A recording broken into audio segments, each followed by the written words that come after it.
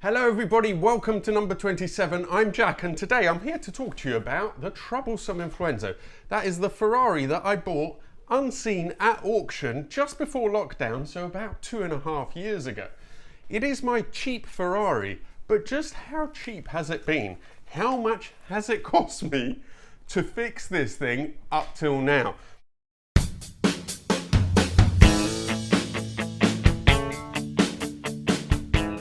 The vast majority of this is actually just parts prices because I did most of the work myself.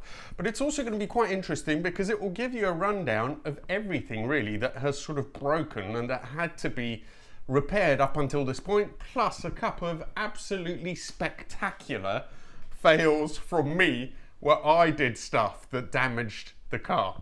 So let's start off, and that was the first day that I received it. It was taken off the trailer and it actually came down without being started. We pushed it into the garage because it wouldn't run properly.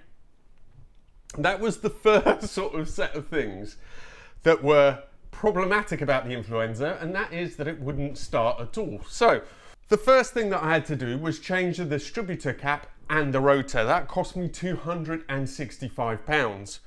After that, I also changed some of the plug extenders, a few other washers, seals, things of that kind.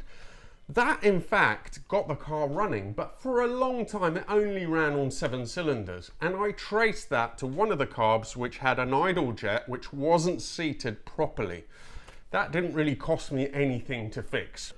One of the next problems and the things that I wanted to tackle was that it suffered from quite extensive water leaks and oil leaks, but we'll get on to those. So for those oil leaks, there was some hose pipes, some hose clips.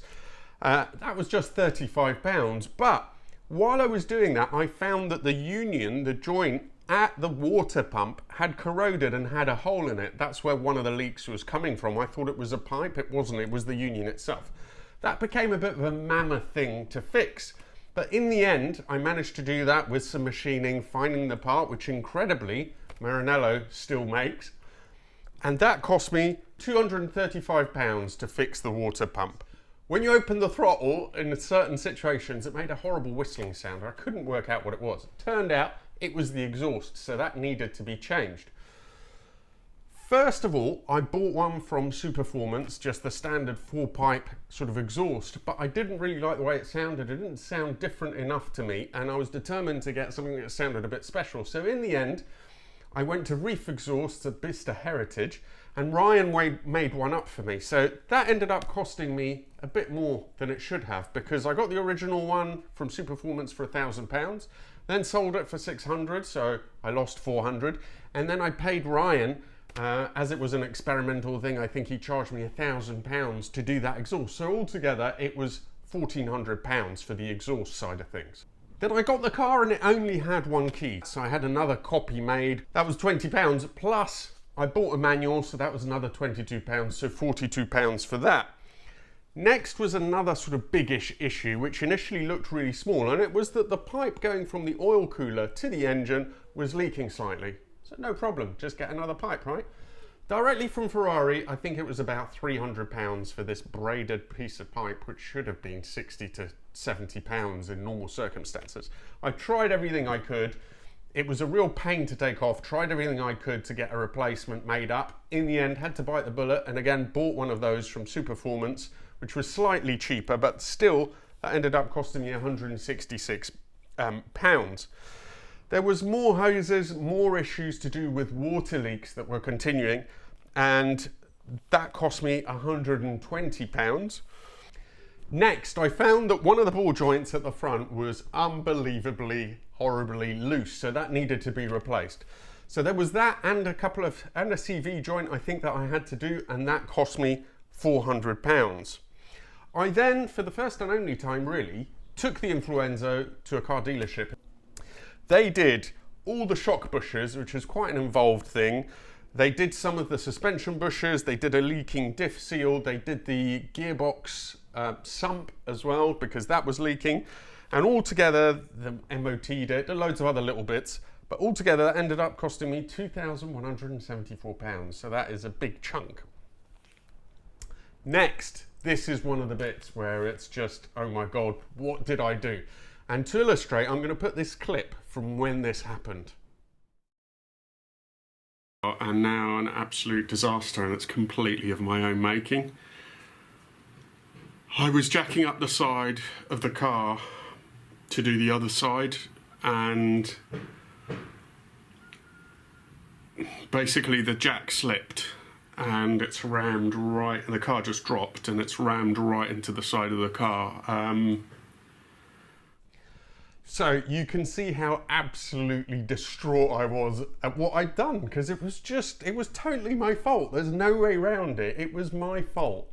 In the end, my friend, who's now become a friend actually, Andy, who I took the car to, he did the work and he really helped me out. And I think because it's non-structural, the sill, it's just a piece of bodywork and you can buy them. They're not that expensive. I think it was less than £200. In the end, with the paint, fitting, cutting, welding and everything, I think that cost me £1,400, and he also deleted the horrible spoiler that was there before, which I didn't like.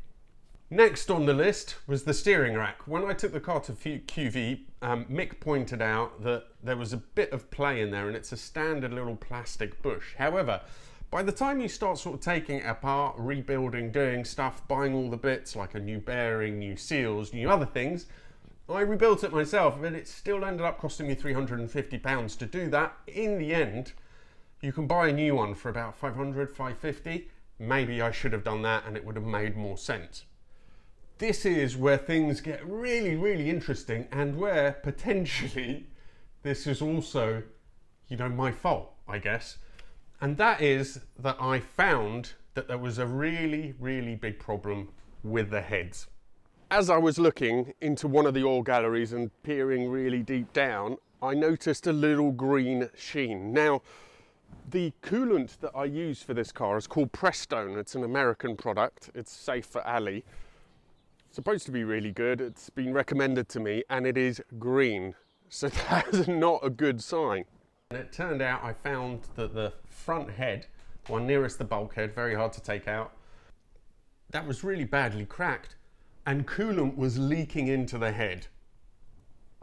That was quite an involved process to find out, and in the end I was pretty pleased with myself, because I basically pressurized the whole system with a hand pump and then looked, and you could actually, that's when I found the crack, because it was so slight, and you could actually see little droplets of coolant coming through into the head.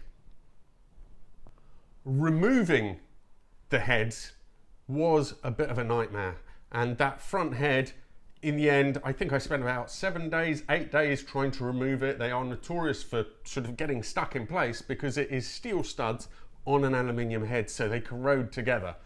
I tried everything. In the end, again, the ever helpful, fantastic QV, Mick lent me the puller that they use, and I finally managed to get that head off. I hoped that I would be able to get it repaired, laser welded, but in the end the crack went too deep, so I had to buy a new head. Also, while you're taking one head off, well, the other one may as well come out, because if you're rebuilding one, it doesn't make sense not to rebuild the other. So the head itself, so I had to buy a second-hand head, which had been rebuilt already by DK Engineering. That I got a real deal on, and it was only £2,410, I say only.